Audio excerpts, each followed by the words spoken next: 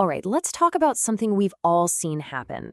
Governments make these huge announcements, right? Big, bold policies that promise to change everything. But then, what happens after the press conferences are over? Today, we're diving deep into that gap, that critical, often invisible space between a big promise and what actually gets done on the ground.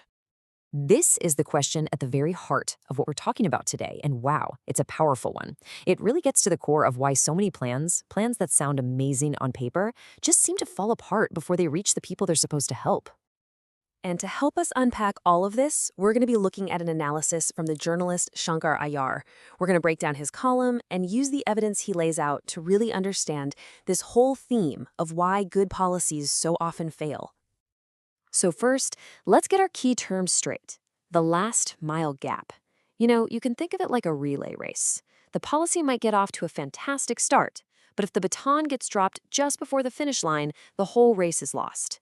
That final stretch, that last mile, that's where everything can go wrong. So what's one of the biggest hurdles in that last mile?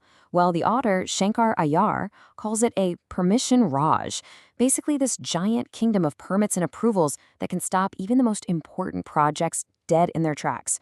Let's look at just how big this wall of bureaucracy really is.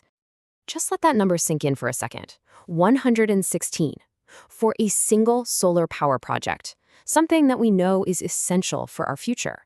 Every single one of those approvals is a potential delay, a potential point of failure. And these aren't just little delays either. For new mines, which are crucial for our economy, just getting the forest clearance takes, on average, almost 3 years. Think about that. 34 months of just waiting. All that economic momentum just lost. And all this inefficiency, all this red tape, it has a massive price tag. According to the column, we're talking nearly 10,000 crore rupees worth of smart city projects that are just stuck, tangled up in paperwork. This is the real financial cost of that last mile gap. But this isn't just about money or projects. These delays have a real human cost. So now let's look at what happens when these big promises actually meet the people they were meant for, and when all those good intentions run headfirst into reality. Ayar uses this line that's just so powerful to describe what's happening with our farmers. For decades, they've been promised transformative change, but it always feels like it's just around the corner, something that's coming, but never actually gets here. And this isn't just a feeling, right? It's something you can actually measure. Just look at these numbers on post-harvest losses. We're talking millions and millions of tons of food wasted every single year. Not because of a bad harvest, but because the infrastructure, the cold storage, the transport, that last mile, it just isn't there. For farmers, this is income literally rotting away. Okay, so that's big infrastructure projects, but you'd think a direct program, something like connecting young people with internships, that would be a slam dunk, right? Well, let's take a look at the data from the column. Now, what's so interesting about this slide is how it just lays it all out. You start with over 600,000 applications. I mean, the demand is clearly there. But then look what happens. By the time you get to the end, fewer than 5,000 people actually complete the program. The author argues that this is where policymakers need to ask the tough questions. Why? Why is there such a massive drop-off? And this brings us to maybe the most glaring, the most mind-bending contradiction that the column points out. It's a paradox that really gets to the very heart of this last mile gap. So, get this. On the one hand, we have this huge problem of unemployment. It's a constant topic of conversation. But on the other hand, there are literally millions of government jobs that have been approved, they're funded, and they're just sitting empty. How can both of those things be true at the exact same time? And the scale of this is it's staggering. The column points out there are nearly 1 million teaching positions vacant, over 500,000 empty posts in the police force, 900,000 in the union government alone.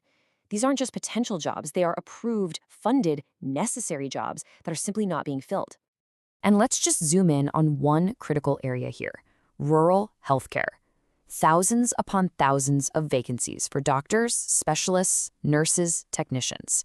And these aren't just numbers on a chart. Each one represents a community that's going without the medical care it needs. The policy to build the health centers is there, but the last mile, actually getting the staff in them, is failing. And that's really the crucial takeaway here, isn't it? Every single one of those vacancies has a real human cost. It's a classroom that's missing a teacher. It's a village that doesn't have a doctor. It's a call for help that just goes unanswered. So, after laying out all this evidence, from the bureaucratic nightmares to the millions of unfilled jobs, what's the big picture? What's the larger conclusion that the author, Shankar Iyer, is asking us to draw from all this? The key point is this. This isn't about one bad policy here or another one over there. Iyer's central argument is that all these examples point to a systemic problem, a breakdown in the very machinery of government, a machine that again and again stops good intentions from becoming reality. That is the last mile gap in action. And here is the author's warning. Big announcements and popular promises might get you by for a little while, but eventually people need to see actual results on the ground. There's a time limit on how long a promise can stand in for actual delivery. Ultimately, the column leaves all of us with this final, really profound question. It forces us to think about the real consequences for our economy, for our society, for our democracy, when the government just consistently fails to cross that final critical mile. What happens then? That's definitely something for all of us to think about.